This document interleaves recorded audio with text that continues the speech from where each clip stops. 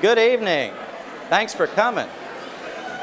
Elections are decided by people who show up, and you did, so you get the first round of applause. Right?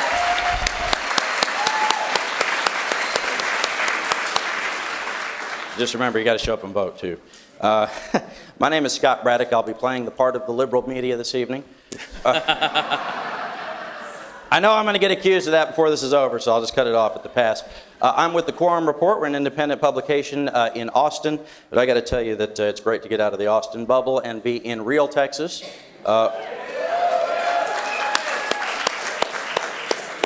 I'm from one of those little dots on the map, too. Not Austin, but nowhere near here. This is going to sound a little bit like a flight attendant at first, some housekeeping things. Stay out of the aisles, keep those clear. I really have to do this. Clint Burgess, Precinct 7 Constable, is donating his time tonight to keep me safe, the candidates safe, and you safe.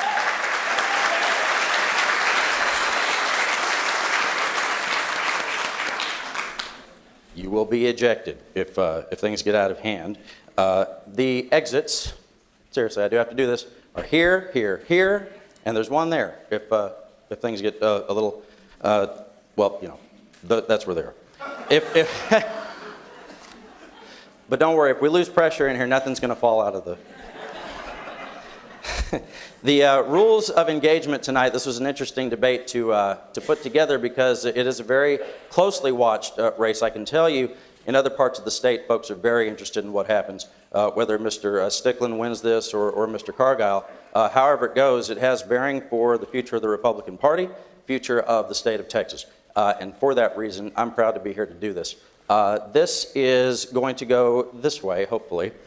We will have introduction statements from the candidates. Then we will have questions in which I'll ask a question. If it's of him, he'll get 2 minutes. Then he'll get a minute to respond. I will reserve the right to follow up. First, though, I think we should pledge allegiance to the flag. What do y'all think? Mr. Cargile, if you would, since you're closer to the American flag, if you would lead us in the pledge to that flag. Will you please follow me in the Pledge of Allegiance? I pledge allegiance to the flag of the United States of America and to the republic for which it stands, one nation, under God, indivisible, with liberty and justice for all. Representative, if you would lead us in the pledge of the Texas flag. I pledge to the greatest state in this union. Honor the Texas flag. I pledge allegiance to Texas, one state under God, one and indivisible.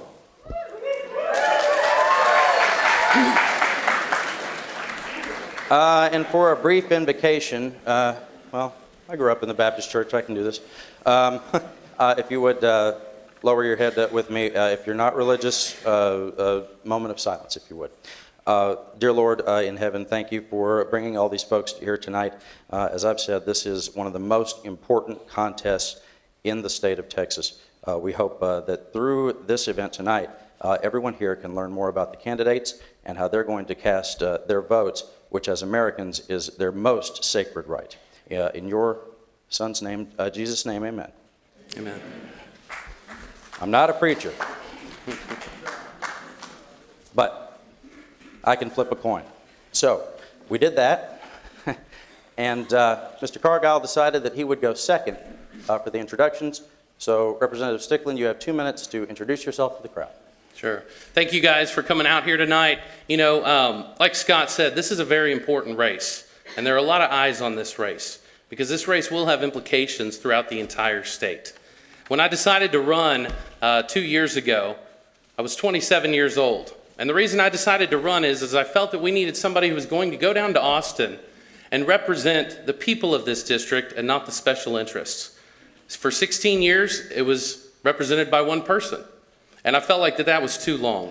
So I embarked on a journey knocking on many of your doors. I knocked on 7,112 doors in Hurst, Euless, and Bedford.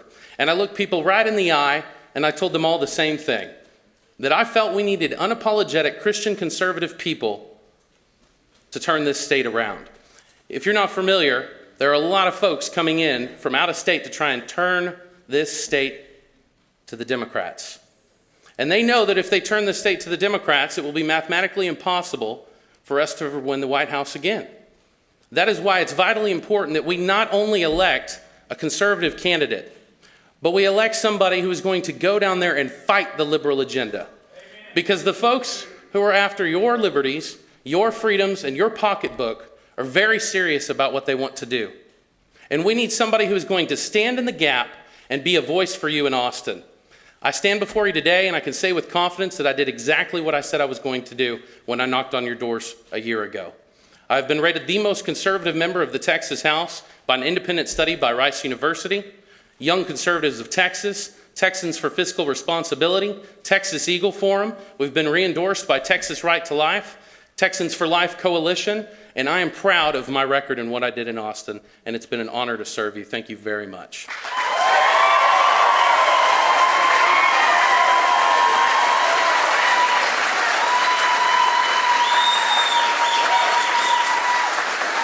All right.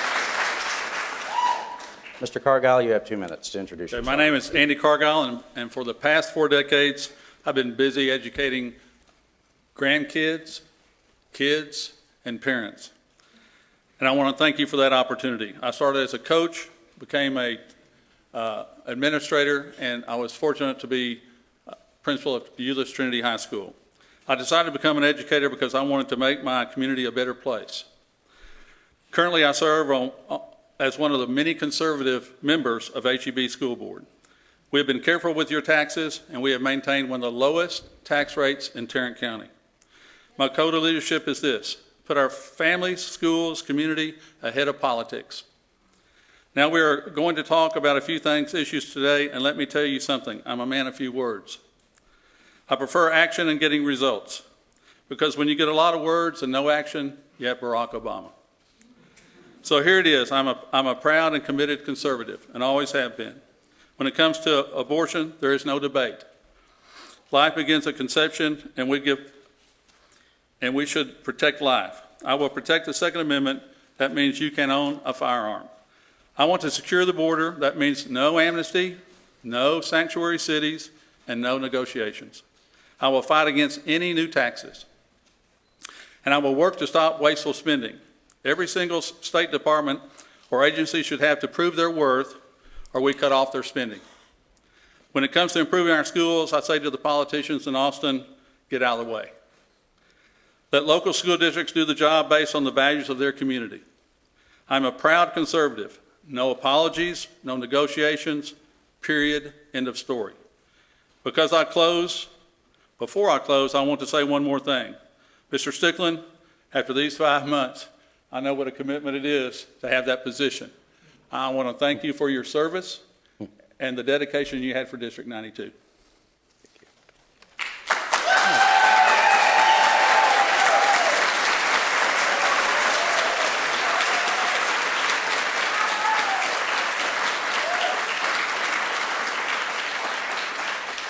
So part of setting up tonight was getting the campaigns to agree on what issues we would talk about this evening. They settled on 10 of them, so just get comfortable. We may be here till, we'll get out of here by 1 a.m., something like that. I need more water. Oh, well. Let's start with budgeting and taxes. Of course, this is a very broad topic, and you could go all sorts of directions with this. And I think that the rainy day fund, the economic stabilization fund, is going to come up a few times this evening. Representative Stickland, you have been one of those who's viewed within the Capitol community as somebody who's, and correct us if we're wrong, because I'm in that community, but you've been viewed as one who says, don't spend that thing almost ever. And I've heard some say there's nothing conservative about having tax dollars sit in the bank drawing 1% interest when you could either find some way to give it back to taxpayers or spend it on the things that we need. Tell us about your thinking on that. Yeah. Well, number one, the rainy day fund, if you don't know, is basically the savings account for the state. Our bonds and our credit rating are based on the health of this fund. So it's important that we keep the rainy day fund strong. Once we figure out exactly what that is, and it fluctuates depending on what is going on, I believe that we need to give the money after that back to the taxpayers. I have been fighting for tax cuts at all different levels for small businesses, for individuals, and what have you. The rainy day fund is meant for emergencies, okay? And I can think of a lot that we have dealt with here. You know, as conservatives, we always get mad when we look to the federal government, okay? The federal government is $17 trillion in debt. And then we went to them and said, we want you to take responsibility and give us some money for the West situation that happened. Mm-hmm. I feel like West was a prime example of what we could have used the rainy day fund for in a case of an emergency. But what we have gotten into down in Austin is politicians who view that rainy day fund as part of general revenue. And every single session, they want to come back and keep hitting that fund. I think we need to send a strong message that we need to preserve our savings account in this state, save it for true emergencies, and anything that is left over the top, we need to return to the people who own it, and that's the taxpayers.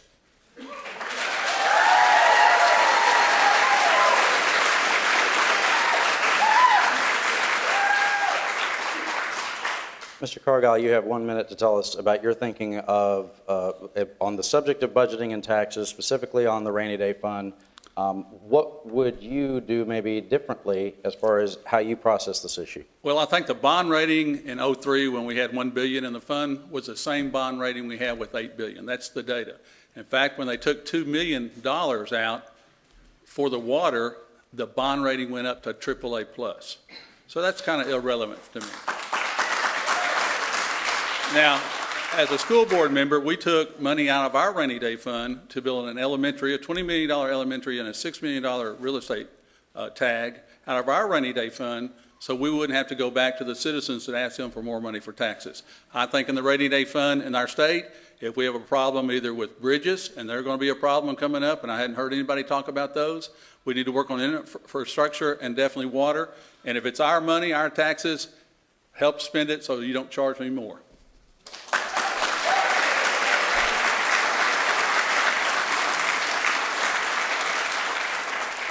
On the issue of water, mentioned Prop 6, which passed overwhelmingly here in the district. But Representative, you were against it, and I'm going to come to you in a second because this question is for Mr. Cargile. How would you have voted on the issue when it was before the legislature if you were there? And what do you make of your opponent's opposition to it? I think lack of water is one of our biggest problems. You look at California, you look at our oil and gas industry needing water. We're building 8,000 new houses in our district. That's 16,000 showers a day. Business needs it. Texas population is expected to increase from 25 million to 46 million and by 2060. The Water Development Board says if we fail to meet our water needs, Texas would lose over 1 million jobs. I think water is one of the main problems, and if we don't address it now, then it's going to cost the taxpayers more later. Well, you left 1.5 minutes there. I'll take it. You want to leave that on the table? He's succinct in his answer. Sounds like he says you're flat out wrong. Tell us why not. Well, let me be clear about this because this has been another thing that has been misconstrued by my opponent and my opposition. I absolutely took the conservative and the proactive approach on dealing with the water situation. If you go back and look at my vote, I voted for HB 4, which was the mechanism that was set up for the water plan, okay? My argument is we can no longer take a risk of this not passing.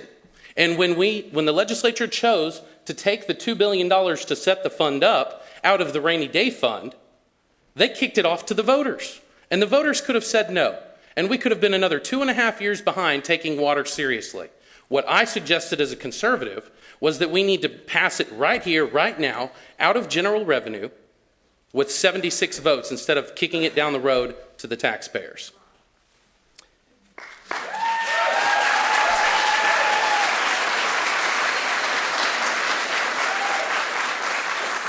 As a follow-up to that for you, does that then open it up for people to say that you don't trust the voters to make the right decision?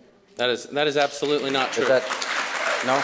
That is absolutely not true. As a conservative, I believe that infrastructure is a vital role of government, okay? So it's something that we should prioritize and handle ourselves. I rejected the practice of the politicians. Rather than taking a tough vote and taking it out of general revenue, we should have dealt with it. People do not send us down to Austin to kick it back to them all of the time. They want us to handle the problems, and that's what I propose that we do.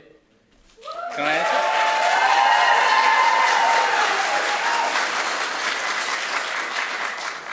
Mr. Cargile, you're raising your hand? Yes. What do you think about that? Well, what I would say is he's probably right, putting it in the general budget. But they won't tell me what they're taking out of the general budget. Now, if we took our $26 million out of our general budget, you're looking at about 380 teachers we'd have to get rid of. So if you tell me what you're taking out of the general budget, it needs to be in the general budget. But to this day, I've not got an answer on what they're eliminating from that budget to create that water problem.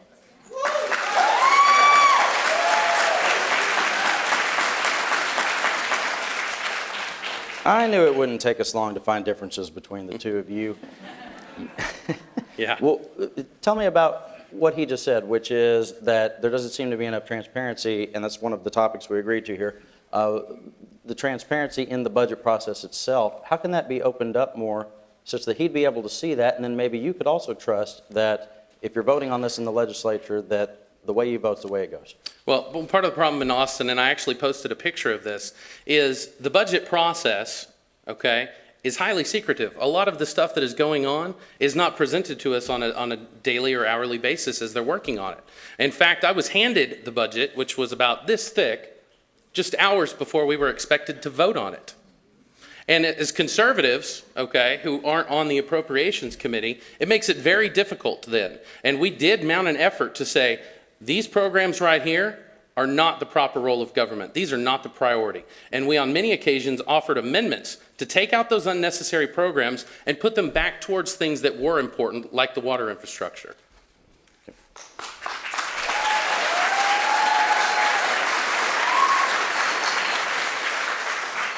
On the question of ethics, we're moving on to our next topic here, and this question will go to Mr. Cargile. You are running in a race that's being watched very closely, and there are, of course, groups that are making endorsements on either side. I saw a poll the other day that said that when it comes to the issue of dark money in campaigns, that most Republican primary voters are against it, and they would be against candidates who support leaving dark money as an option in races.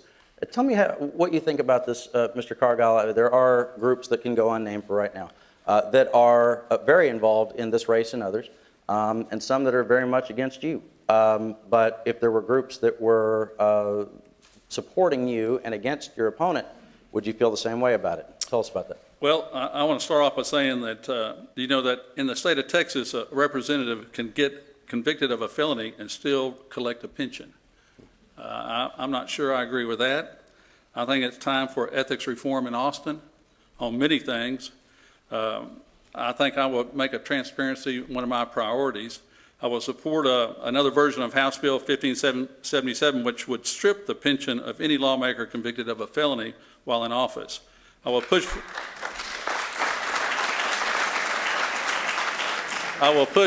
time limit now, be careful. I will push for a new law that requires every single meeting of a lawmaker with a lobbyist to be announced on their website. Mm-hmm.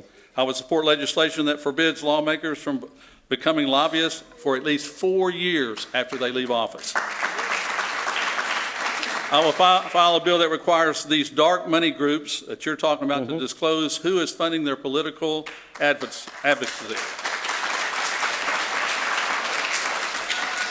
Our differences, transparency and honesty and ethics.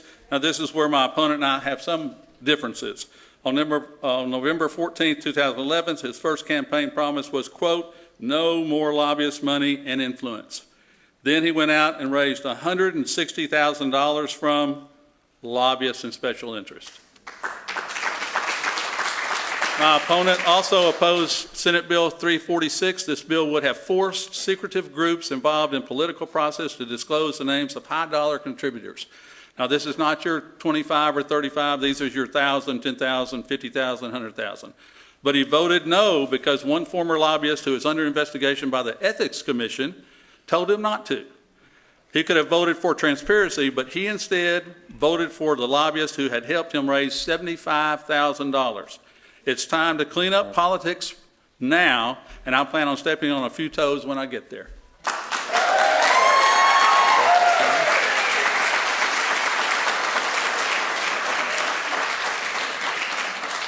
Representative, tell us, is that a fair characterization of what happened? And tell us about your thinking on this issue, specifically about dark money and more transparency in our government and in our elections. Well, let me say one thing before I get started. Yeah.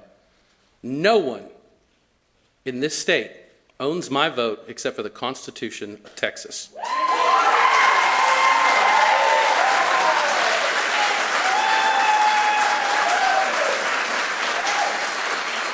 And I take it as a personal insult to insinuate such a thing. The bill that he is talking about was specifically designed to attack conservative groups such as Texas Right to Life, Texans for Fiscal Responsibility, and other groups. It is the same Obama-style tactics. They want the names of the donors. My side has been respectful. I ask that you do the same. They are going after conservative groups, and that is why they want the names of our donors. That is why labor unions were exempted from the bill, and every Democrat in this state voted for it.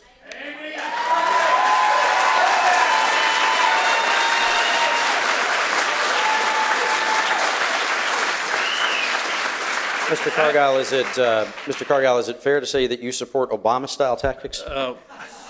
Well, I think the word that needs to be said is transparency. We need to know. The word explains itself. We need to know what's going on in Austin, where the money's coming from, and who gets it. And really, to vote no every time, you don't need someone telling you how to vote.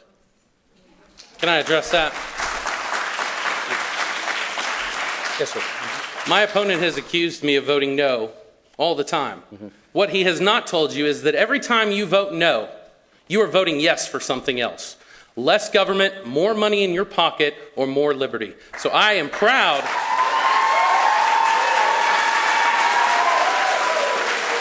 I am proud of the fact that despite what Austin wanted me to do, many times I stood alone.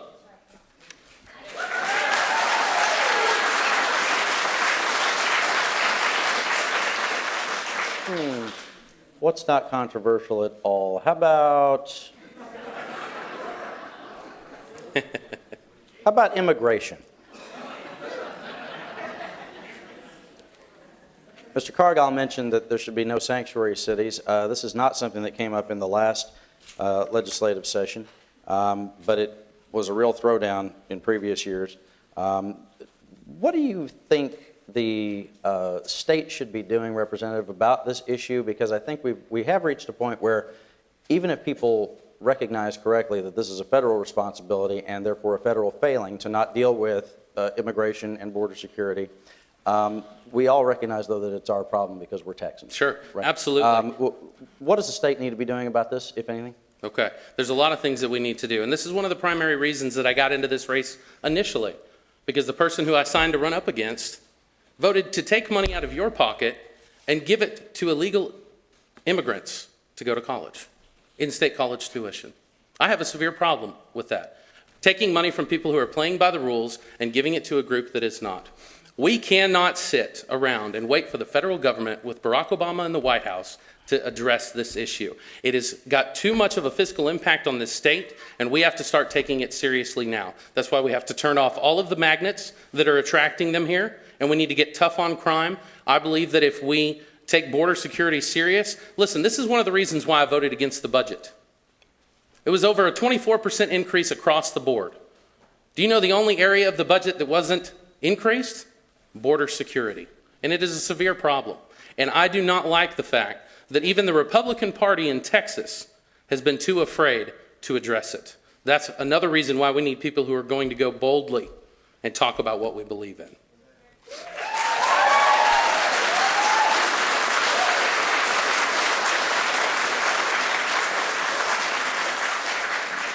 So you still have 50 seconds left. Let me ask you a follow-up Sure. here. I'll come to you in just a second. For the children who were undocumented immigrants who were brought over the river when they were 1 or 2 when they had so much say in it. What would you say about the fact that they are here, they are part of the economy, regardless, and it seems that even though a lot of us are rightly frustrated, that they're not simply going to leave because we don't offer them a benefit such as in-state tuition, and it's something that at the time when it was voted on, there were only 4 votes against 180 members. This seemed to be something that most folks, at least at the time, thought this is the right thing to do. Scott, they thought it was a good idea when they thought nobody else was looking. What's changed in the meantime? What has changed in the meantime Yeah. is people are starting to wake up. There's hundreds of people in this room right now because they're sick and tired of being sold out by elected officials who campaign as one thing and go down there and do something else. I have not knocked on one door in this community where somebody told me that they thought it was a good idea for us to give in-state college tuition to illegal immigrants. I just have not done it. So I think that, you know, it's one of those issues, and we've got some folks who are running statewide right now who are running far away from that issue. And I think that if we held that vote again today, it would be a lot different.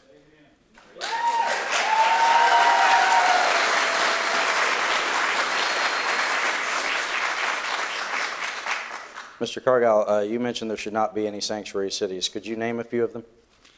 There's none yet, but I want to make sure that there are none. As far as the state data says, there's no sanctuary cities in the state. Mm-hmm.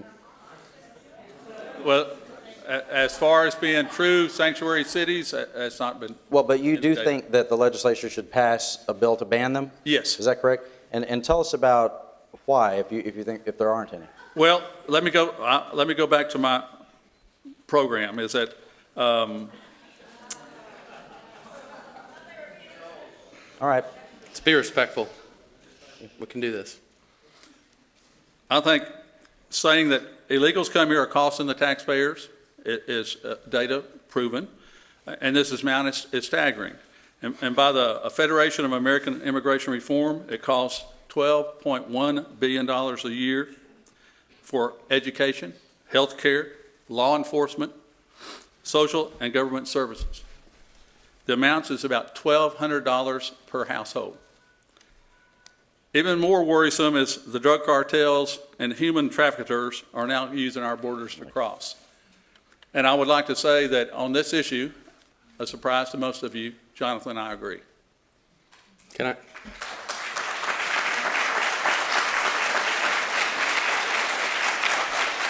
See, I told you it wouldn't be controversial at all.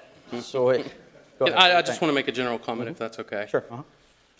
Ladies and gentlemen, it's important that you know who you are and what you believe when you go down to Austin. And if you know me and you've seen me talk before, we have held town halls across this entire district. I have never brought in a rehearsed speech or notes ever. And let me tell you why that's important. Because when you are down there in Austin and you are fighting on the floor, things are flying left and right. And if you aren't grounded in the truth and knowledge of the issues, you are going to have a very hard problem.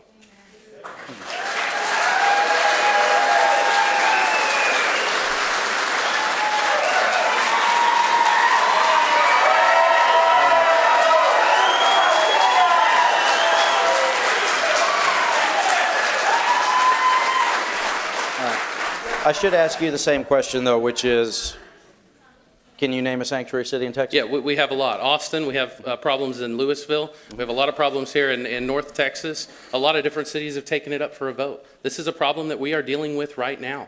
And we need a statewide answer to this problem because we can't have illegals jumping from city to city getting different benefits.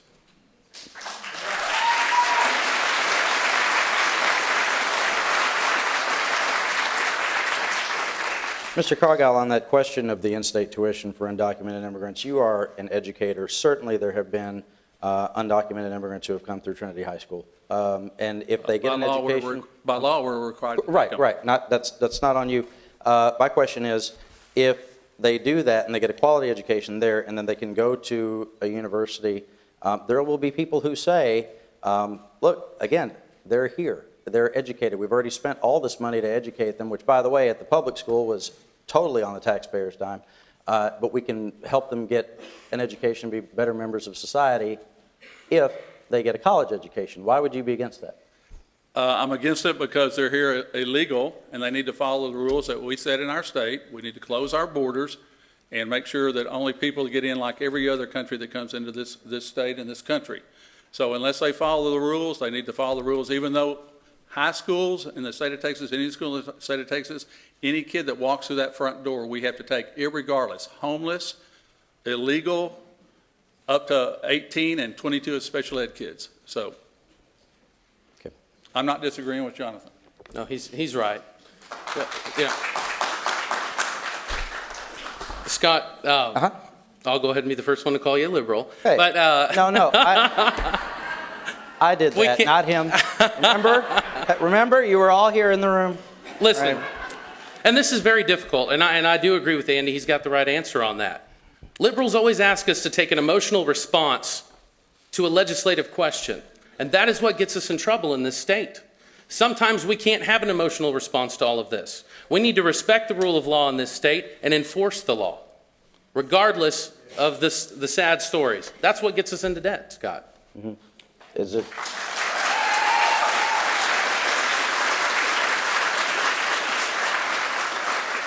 Is it an emotional argument to say that you're wasting the education you've already paid for with the kids and then not get them into college?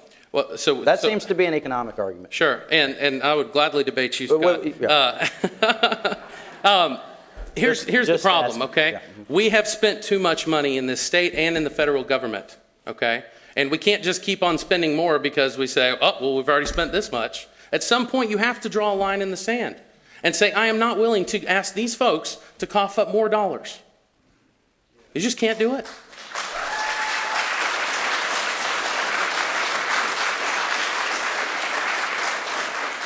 This takes us right into one of the other topics that we have agreed to, which is education, which of course is Mr. Cargile's field, but I'll ask this question of Representative Stickland, just to get us into the topic, because education is so broad, right? People, every poll after poll, you can look and people will say education is a top issue, but everybody has a different idea about what to do about it. Is it a question of more school choice? Is it a question of more money for schools? Is it a question of more flexibility for graduation requirements, as was passed under House Bill 5? Yes. Less standardized testing. I don't know any representative who didn't get calls about that. Yeah. Tell me what is the issue as you see it? How do you frame it? When I knocked on the doors of constituents in this district, there were two main things that I heard on education. Number one, the standardized testing, which I think we started to address. We need to continue to do more. But the other thing that I heard is we need to return dollars into the classroom. That is where true education happens. We are graduating kids right now who don't have critical thinking skills. They can't write in proper English. There are a lot of different problems in education right now, okay? And it's because we have become obsessed with this one-size-fits-all approach to education. And I can tell you right now, I didn't fit down that path. I did not fit down that path. And there are a lot of other kids that don't too. What we need to focus on in education is setting these kids up for success. What I would define as success for education,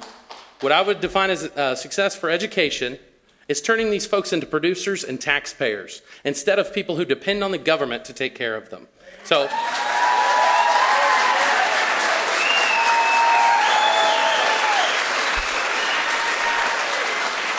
and Scott, that means different things for different people. Not everybody's going to go to college. Not everybody's going to be a lawyer or a doctor. We have our largest employer here in HEB is Bell Helicopter. And if you talk to Bell Helicopter, they'll tell us we can give a kid a great job making $50,000 a year with good benefits right out of high school. But what we need to do is return the control back to the schools, because every school district in this state is different. Our kids have different opportunities than the kids do out in West Texas and East Texas. And we need to focus on that. Austin can't solve our educational problems. Our local school boards have. And I actually believe that HEB ISD has done a very good job on a lot of these issues. If we could take HEB ISD and replicate it around the state, we would be in a lot different position, okay? But we need to return local control. And that means standing up to unfunded mandates. And that's exactly what I did this last session.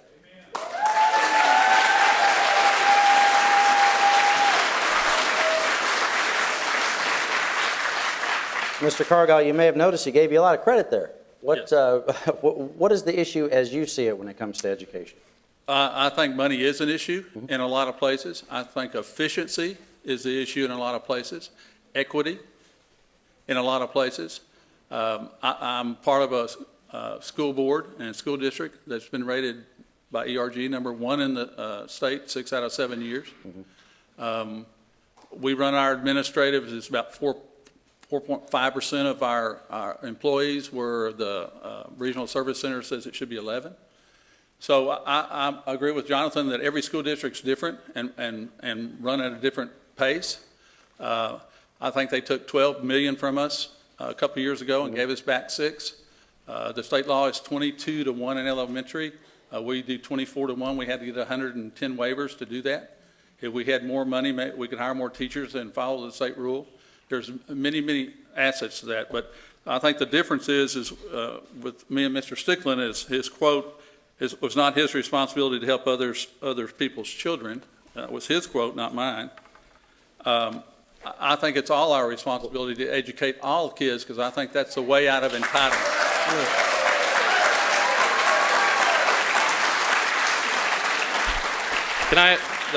The more education, the more jobs we have, the less kids go on entitlements. We have to have businesses to provide jobs for the graduates, and we have to graduate every kid, and every kid has the ability to learn. No matter what economic level they're on, or what black, white, brown, they all have the ability to learn. Let me ask you a question, since that's what I'm supposed to be doing. The question I have is, because I've heard people in this district say this, which is they think you've done a great job on the school board. Why not stay there? Stay on the school board? Yeah. Well, ironically, If that's, I mean, it's funny, you mentioned a lot of the things Yes. you've done there that make a lot of sense. So Well, it's a legitimate question that's being asked in two the reasons. community. I've had a lot of friends call me and got mad at me for doing this. They wanted me to stay on the school board. We've been very successful. I've done a lot of things to help our community. But on the other hand, this summer, I've had many people in the community, from common laborers to professional people to power brokers in the district, called me and asked me to run for this position. And after a month or so, I decided to run and take the next steps so I can make better changes and make a better community.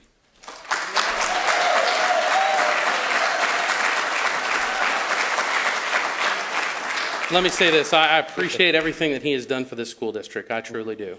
But you heard something that's very important if you listened very carefully. He said this is the next step. That is what is wrong with politicians in Austin today. Because let me tell you something right now. I do not define myself by the position that I hold. Okay? I feel called to this role. And if I am not your state representative this next time, then I am completely okay with that. This is not a stepping stone to something else. This is something you are either supposed to do or not to do. And I want to address something else that he talked about on education, because this is important. And this is a big disagreement that we have between each other. He believes that we need more money in education. This is exactly the response to big government fans. Throw money at every problem and it will be fixed. Ladies and gentlemen, we spend more per student than most of the world, and it's not working for us. Well, It's not working for us. would it, What we need to that- do, rather than throwing money at the problem, what we need to do is free up the school districts to spend the money how they see fit. yeah, to that point, would it not be better to compare us to the rest of the United States and not the world?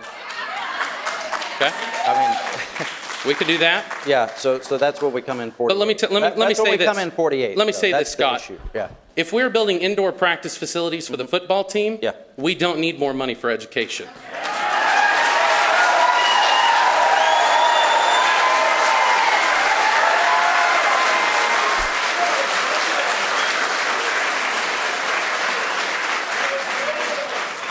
We seem to have settled on this being a money issue, at least for the moment. More or less, are we kind of where we Well- need to be? In 2011, there were Well, if drastic, I'm still speaking, there were cuts in 2011. Most of that was restored this last year. Half. Was it enough? I say if they cut more, we'll have 28 to 30 in an elementary class.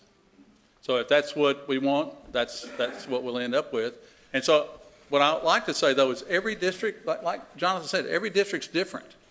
You know, they handle their money different. They spend too much money on administration. They don't spend enough on kids, and it's all over the map.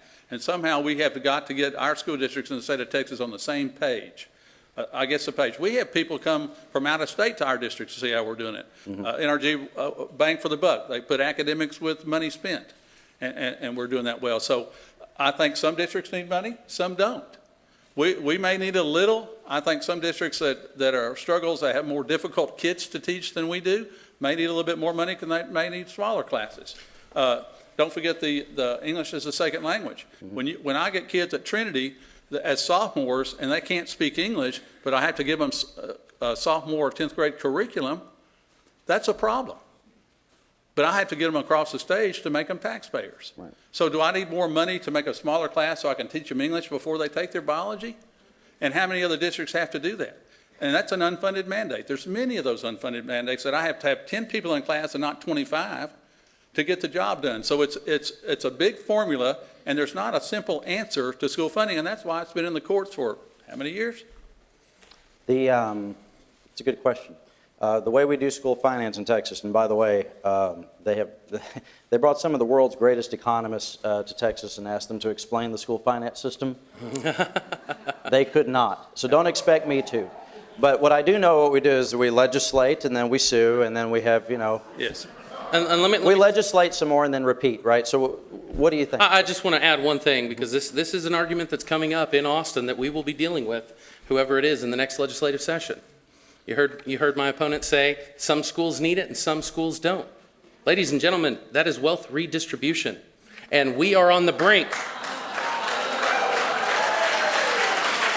This school district that is represented by House District 92 is on the brink of being Robin Hooded, where they are going to take money out of our kids and put it into other kids.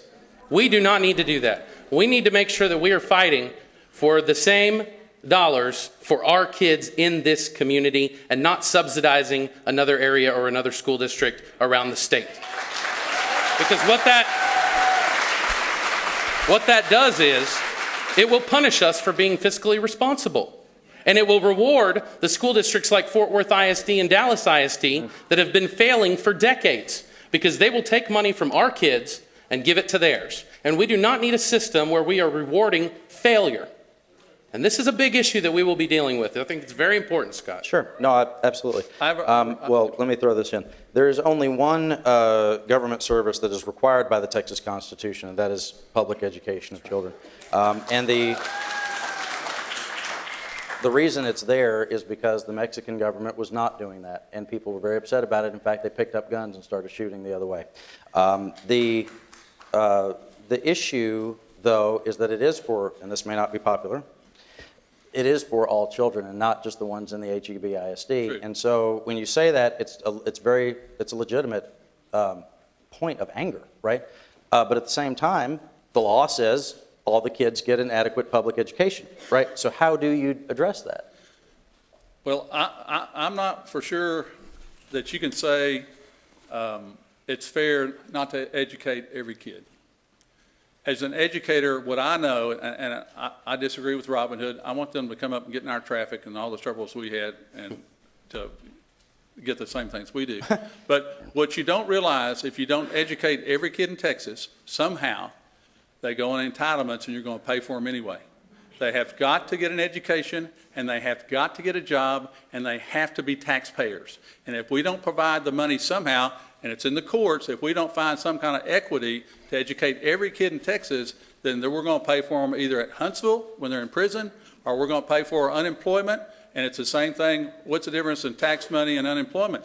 I just assume them to be educated and be taxpayers, and that's my job as an educator.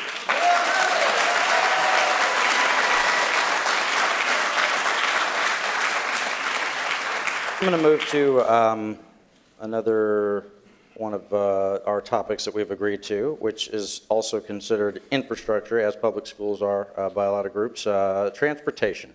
I moderated a debate recently where a candidate stood up and said, if the plan for transportation is to end diversions, if that's what a candidate tells you, then it means they don't know what they're talking about. But they've heard that diversions have to stop.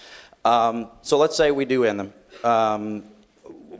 You're talking about the gas tax. Yeah. How do you fill in the holes in the budget then that has been capped? I mean, do you look at a pay-as-you-go system? Do you this came up in that debate as well, do you put monitors on everybody's car and charge them by how many miles they drove? What do you do to pay for roads in the state? We have had robust economic growth here in part because Governor Perry years ago decided we would take on debt to build roads. Before Governor Perry, we had zero debt for roads. Now we're up against our limit. So you walk into the legislature, well, not with a blank slate, with a whole lot of data. Yes. How do you approach the data? What do you do with that? Well, there's 1,000 people moving here per day. You can look around here, you can't get anywhere at any time, especially in the morning and afternoon. But I think one of the things we need to look at is they're taking some of the gas tax money and putting it in other places. I think and Jonathan can address this, but I think we need to look at the gas tax going to transportation only and not to other things in the budget. Now, a way to do that, like we do our budget in the school system, is we categorize everything, and there's that low-hanging fruit at the bottom, and you start on any budget. You know, the tops are transportation, water, infrastructure. Well, the things at the bottom you need to look at and cut the things at the bottom to provide the things at the top. And transportation is one of our greatest needs in District 92. I think driving 3 hours to work, you're missing 2 hours with your family. And to me, as an educator, you need to be with those children, helping them read and write and be educated. So there's ways to cut things in the budget and also not divert the gas tax that we pay for transportation to some other budget item.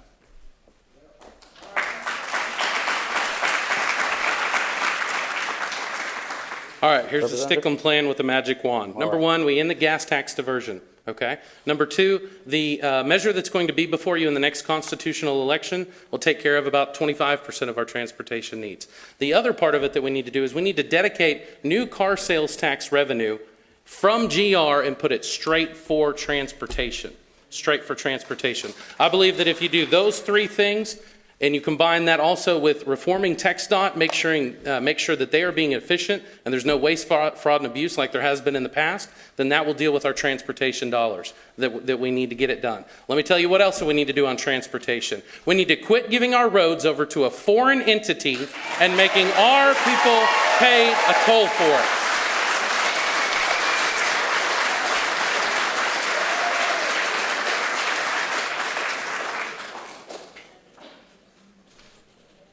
Yeah. And that, sure. that's it? All right. I mean, I like I said, That was the high point for sure. Yeah. gas tax diversion is about 25% of the problem.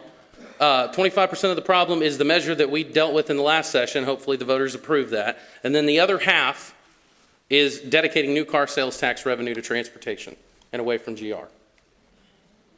And no video cameras in my car. I'll tell you that right now. Sure. Your thoughts on those ideas? Well, I know that Spain doesn't own all our tollways. Not all of them. They help build them. They don't own them. They help build them. Without Spain building them, we would not have 12 lanes on Airport Freeway. We'd still have 6. Now, some roads are built by Spain. I know the tollway or the new road from Cleburne to Fort Worth is built by about 10 entities. TxDOT cannot, by themselves, build roads with their budget.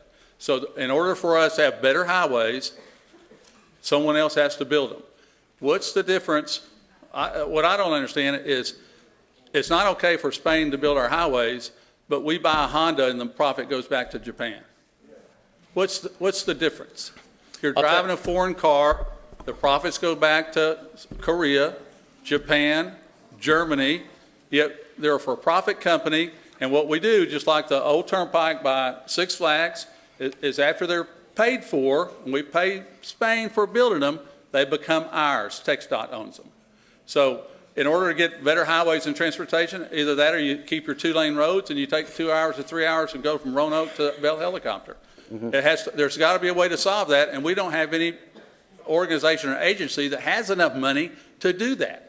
And so we have to do it other ways. And the way is, there's still going to be 6 free lanes on the Airport Freeway that you can still drive on. The other 6 are tolls to pay for the highway that's built. It's real simple. And if we don't pay Spain to build a highway, we don't get the highway. So It's common I, sense to me that we need transportation in District 92.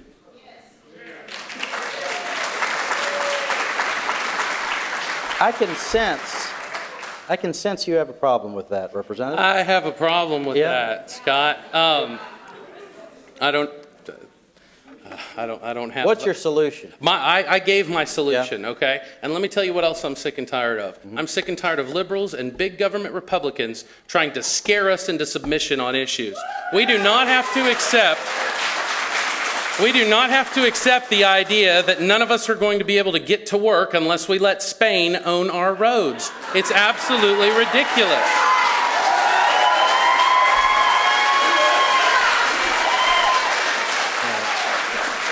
And here's the other thing, okay? If we were in this situation, and I would have voted against the whole thing, but worst case scenario, if we have to do a toll road, then do it like the I-30 model. We'll put up the tolls. As soon as the road is paid for, the tolls come off, and Texans still own the road.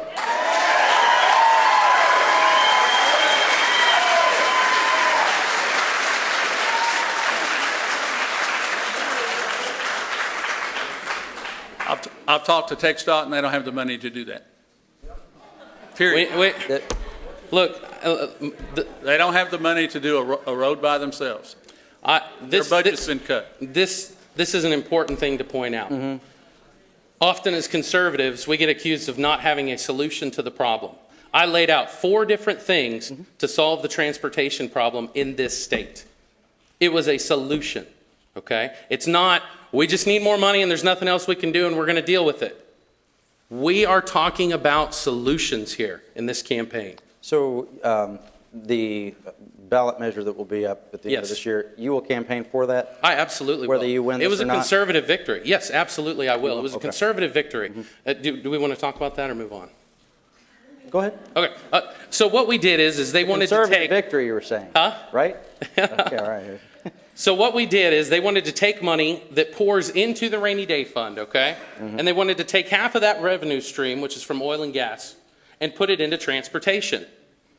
And what conservatives did is we said, okay, that's all right. But we have to make sure that the rainy day fund stays at a certain level. Right. So now for the first time in Texas history, we have an incentive to protect the rainy day fund.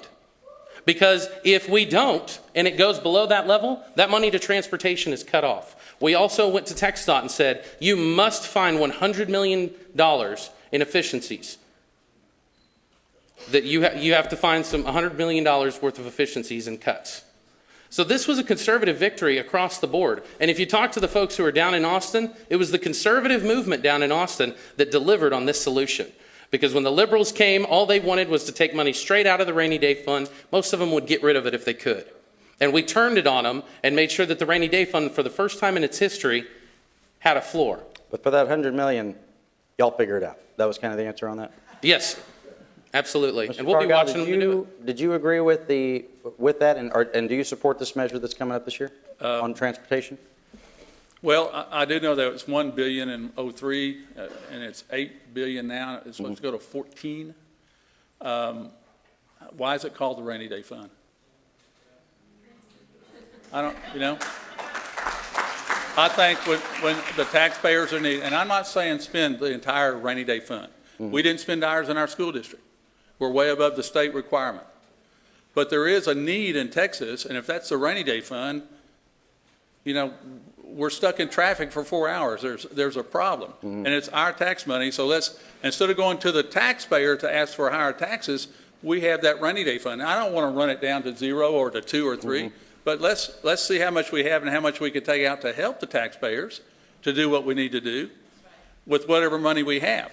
But we still need to keep our bond rating, but it was the same with one, it was for 8, and it went to 3 AAA plus when they took 2 out. Right, So, but there is the old adage that your lack of planning does not constitute my crisis, right? Right. So if they haven't planned adequately for roads, they should go to the crisis fund to fix it? I think they should look at roads and bridges and water and the basic needs that we need as citizens, and see where they can help with the rainy day fund without Scott. spending it all. Scott, One last point on this. Yeah. Anybody in here that's in charge of your own budget at home, you know that you do not put a reoccurring expense on a credit card.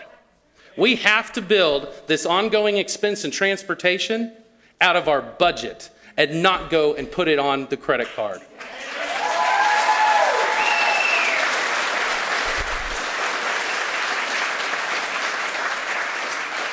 But This- again, he well- was willing to put water on the reoccurring general fund. This takes us right into- I well, oppose this, taking hang it on, from the this- rainy day fund. This Mr. takes us Cargile. right into another topic that was agreed upon, and we will go to Representative Stickland first on this one. 2 minutes. The economy and improving the economy and how the legislature does that. I had some people say to me, it's really not up to the government to improve the economy, but then others say, well, the things we're talking about, water, roads, all public schools, all this infrastructure, does contribute to a better economy. So what's the balance there as you see it? Well, unlike Barack Obama believes, I do not believe that government creates jobs, but I will tell you that government stops the creation of jobs. And what we need to do to create more jobs and improve our economy is to get government out of the way. That's why I would like to see us cut spending. I would like to see us get rid of the business margins tax. I would like to see us remove red tape from small business owners. We need to get this state back to a place where personal responsibility is what guides us. Because what I know is that when government is big, the individual is small. And what I would like to do is turn that, make government small and the individual big. I believe that that would be the biggest thing that we could do to improve the economy and jobs in Texas. That's why folks are coming here, because we've been doing it. But ladies and gentlemen, this government that we've set up here in the state of Texas is in jeopardy. And it's in jeopardy because we've got Democrats coming into this state trying to tell us we don't want to do it that way. And we have people who are running as Republicans who want to grow government.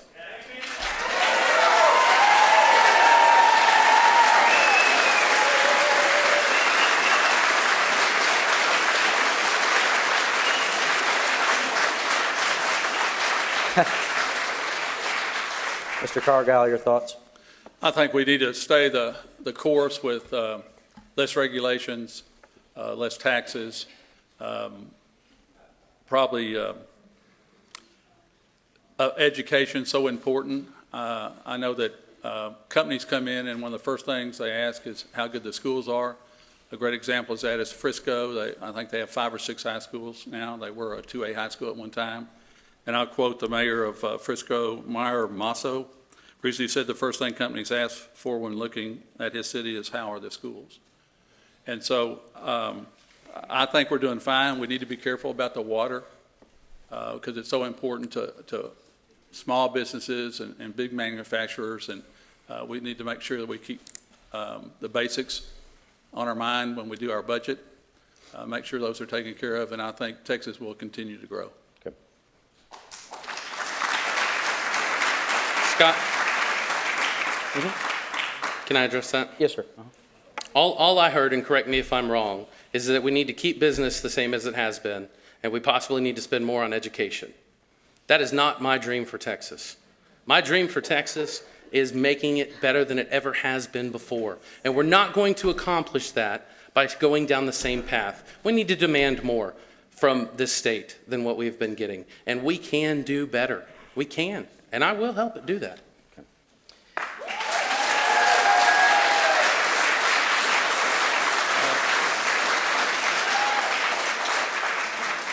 Mark, Well, for the record, I didn't say spend. I didn't say spend in anywhere in my conversation. I was referring to your comment about needing more money for education. I didn't say we needed more money for education. Okay. Do you not think we need more money for education? I said we need better schools. And schools comes along with the population, which grows, and you need schools to educate the kids. Mr. Cargile, do you All right, let believe me- that I don't want good schools in this state? No, I don't say that. I didn't say that. I figured that'd be a sore spot. The economy, another one of the topics that was agreed to is business regulation. And the question is for you, Mr. Cargile, 2 minutes. The state has been locked in a battle with D.C. over regulations from the EPA, You can applaud if you want. I know this is a Republican event. Come on, people. Those kinds of things have been criticized, though, as not having balance. People have said, look, yes, it's important to continue to create jobs. At the same time, you've got to protect the environment. Where do you come down on how businesses should be regulated by the state, whether it be when it comes to the environment or any of the other things that are in that place where business and government intersect? I think we're getting, adding, and Jonathan, correct me, I think we're getting over 300,000 new jobs in Texas this year. I think it's because of our taxes, less red tape, and less regulations.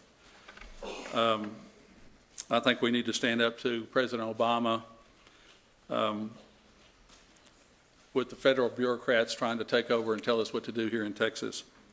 Our message to Washington should be loud and clear. We're doing just fine. Just leave us alone. And I think I agree with Jonathan in this situation with growing business. We're doing so well now in the United States getting people to move here. And there's a reason for that. And we need to, like I said before, stay the course.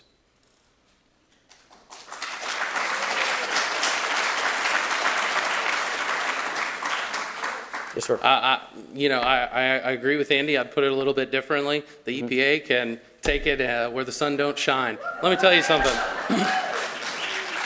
something.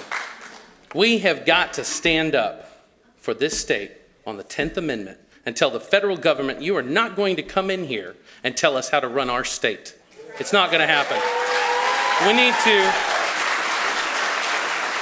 need to not only reject but fight against the EPA's job-killing policies and the Obama administration. And that's going to take a fighter, not somebody who goes down there and just says yes to everything.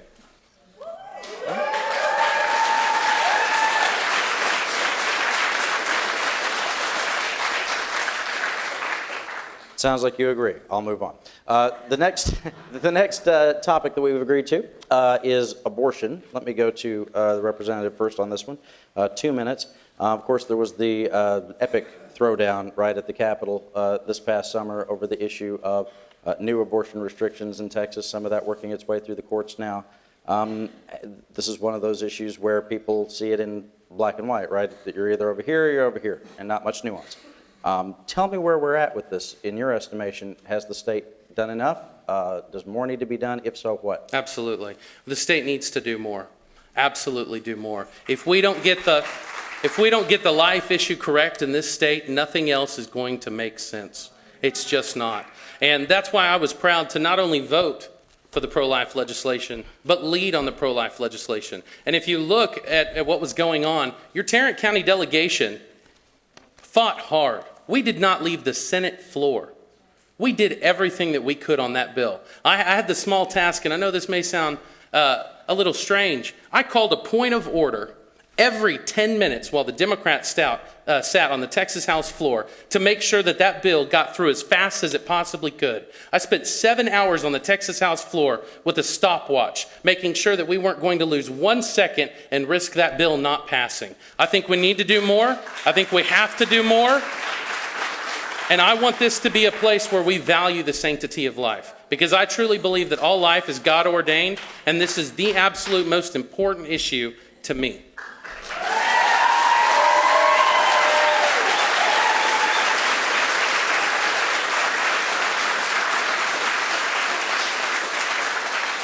Mr. Cargile, you have 1 minute.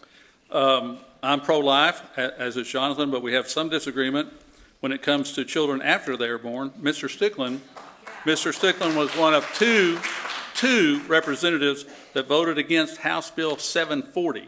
In fact, this bill was sponsored by Representative Lobbyist. The bill will require medical care providers to test newborn babies' congenital heart defects. Such heart defects kill hundreds of babies in Texas every year, according to the March of Dimes. The simple and inexpensive test helps detect these heart problems that can be fixed and allow an infant to lead a long and normal life. Now, this test is given by an oximeter, and this is an oximeter. It costs $82, and they should test every newborn going home. And the Texas legislature said they should pass a bill that every doctor should give this test to every newborn before they went home. Mr. Stickland voted against it. $82. I did vote against it. I'll let And you it was- respond to that. Why And did it you do was that? the right vote. And let me tell you why. All right. It was the right vote.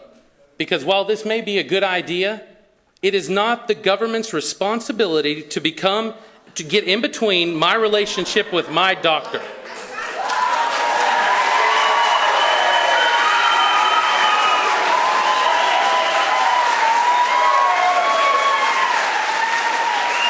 Folks are sick and tired of government trying to tell our doctor what they can and can't do.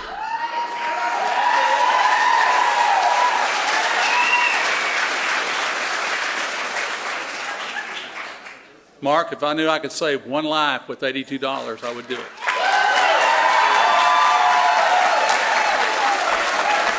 Mr. Cargile, you will be faced with decision after decision faced by liberals who will tell you you can save one life if you just spend this amount of money. Over and over and over $82. again. $82. One life is not worth $82. It's not the proper role of government to tell a doctor what to do.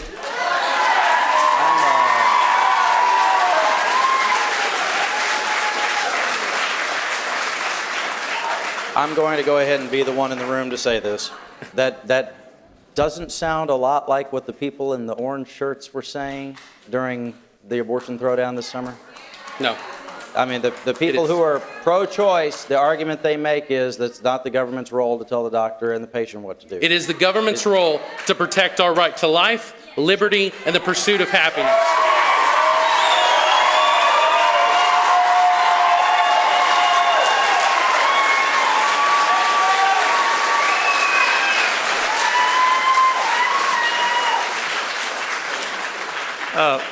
Mark, he did say life, didn't he? Didn't he say life? I thought he said life. I don't know who Mark is. Oh, I'm sorry. Yeah. You can have this. Scott, good to see you. Yes, sir. Thanks. I'm taking this from you. Yeah. Let's put it on. This is That's how difficult it is. this has turned into a lot of trouble, this little thing. All right.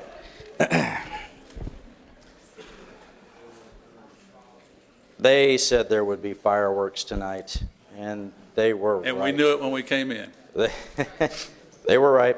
The next topic is public safety. I asked a couple of law enforcement groups what they thought about this, because I was allowed to confer with people about what questions would be. And it was interesting because you've seen the lieutenant governor candidates debate, and for some reason, the question of marijuana and medical marijuana has been thrown out there quite a bit.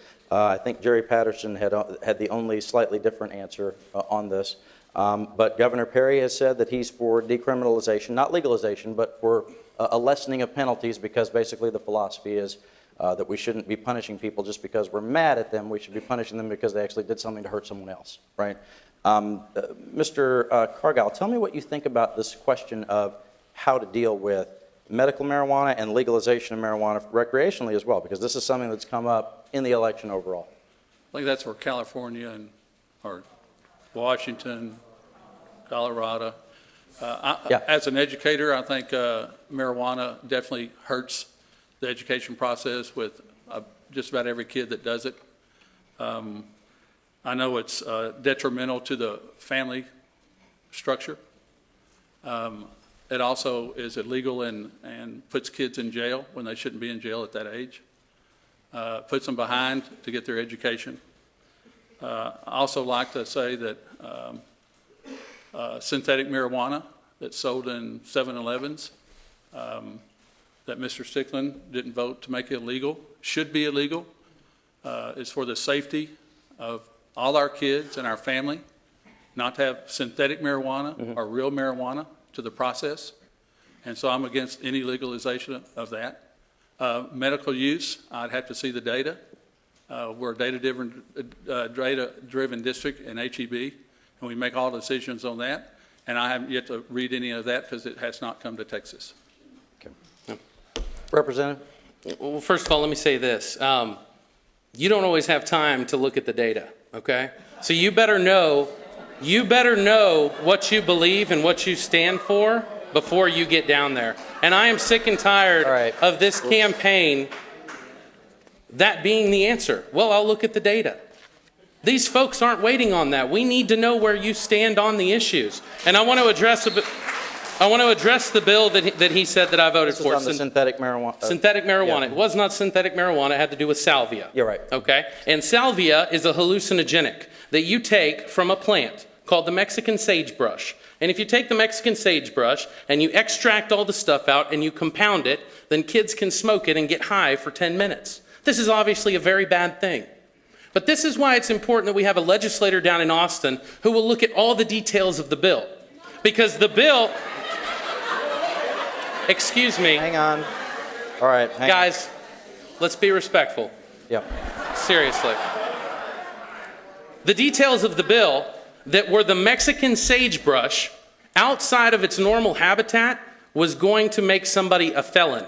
This is a plant that grows wild all across the state. It was a poorly written piece of legislation. It had unintended consequences that we did not even know. And that's why we need somebody who is going to comb through this legislation and understand every aspect of the bill.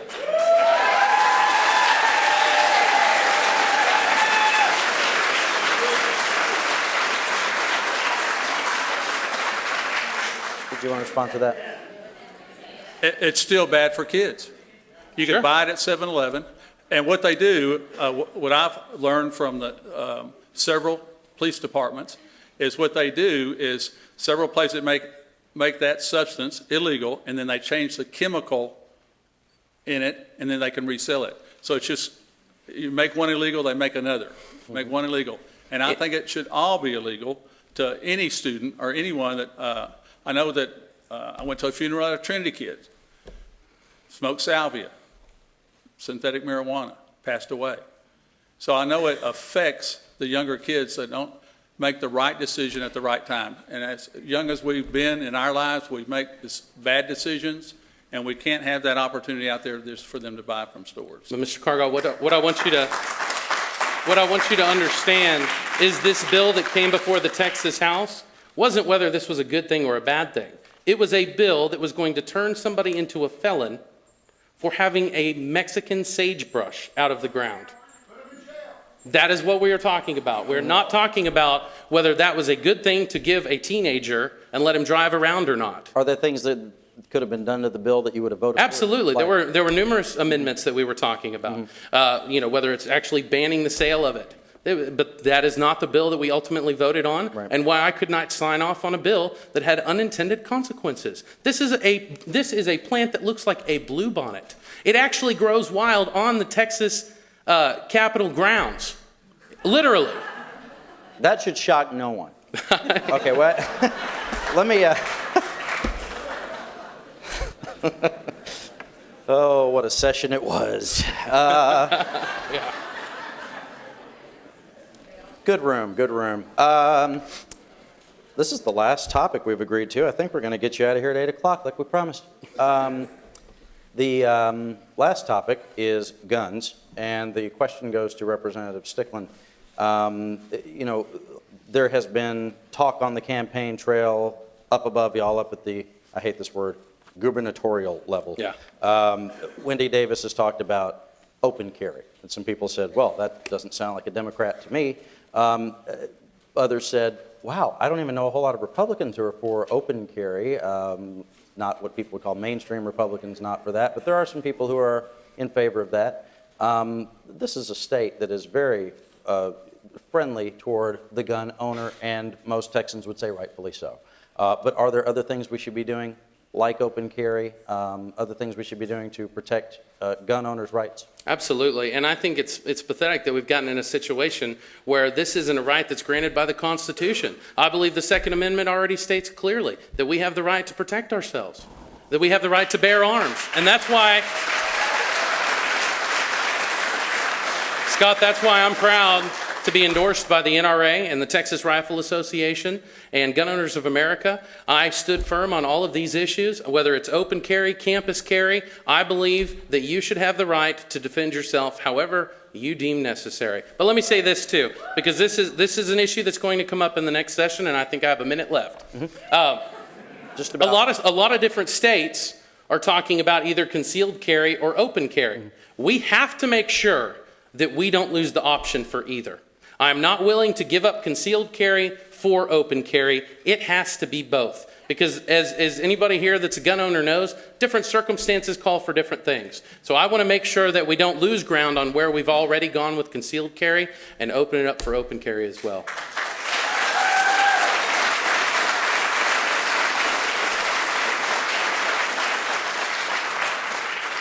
Mr. Cargile, guns? Make it easy for you tonight. I agree with Jonathan, everything he said. I'm not a gun owner. I do not own one gun. I've been hunting, but I had to borrow a gun. But I believe in our Second Amendment rights, exactly what Jonathan said. There should be no federal intervention into our state on what we want with our citizens, and that includes carrying our guns. And so we're on the same page, I guess. We can't end on We can't end on this. agreement. With agreement?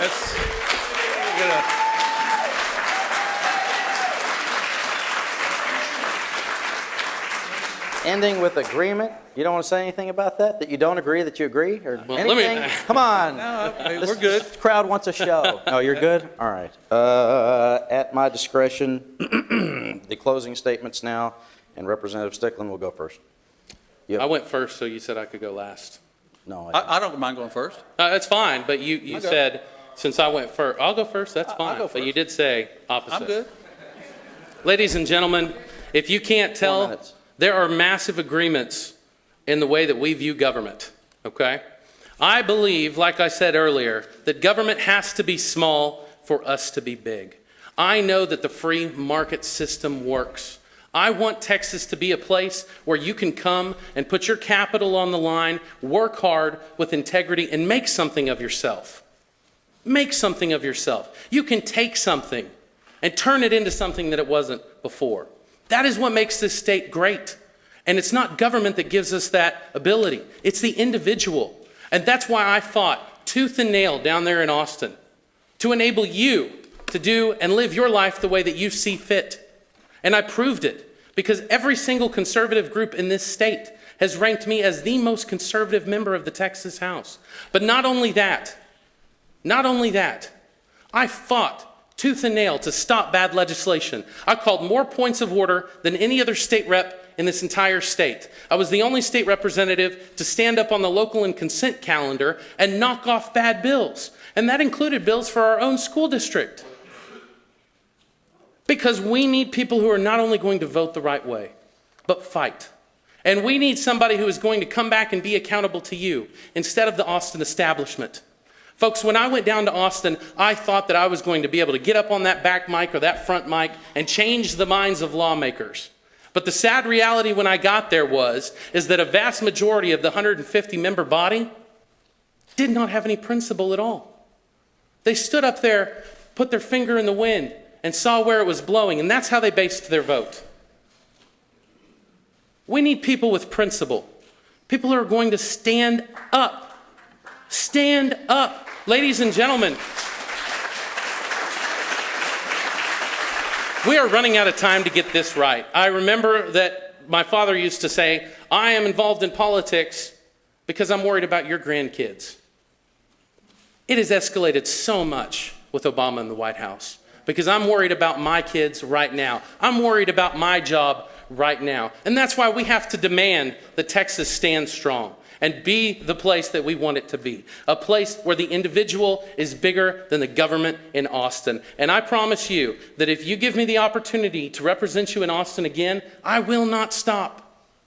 I will come back here, and I will be accountable to you. I will knock 7,000 doors. I will put my personal cell phone number on every piece of campaign literature. I will hold town halls at my own expense all around this district and stand before you with no notes and tell you the God-honest truth.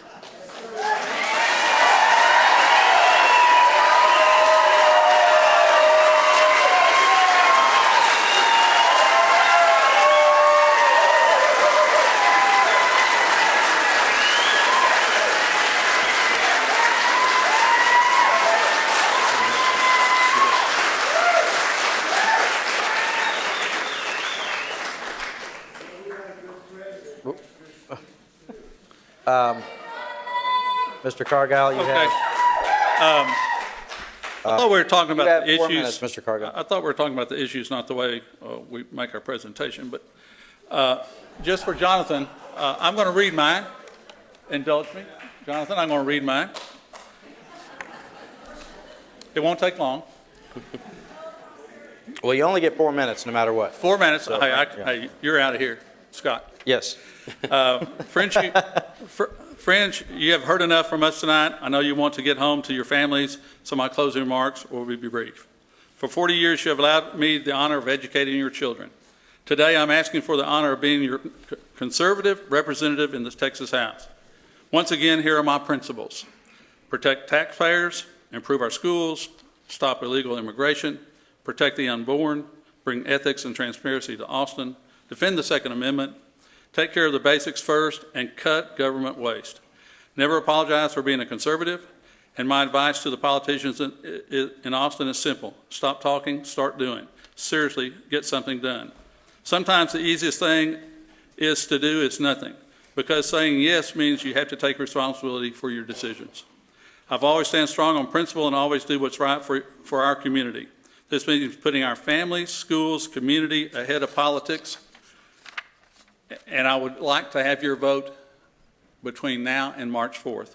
Thank you, and God bless Texas.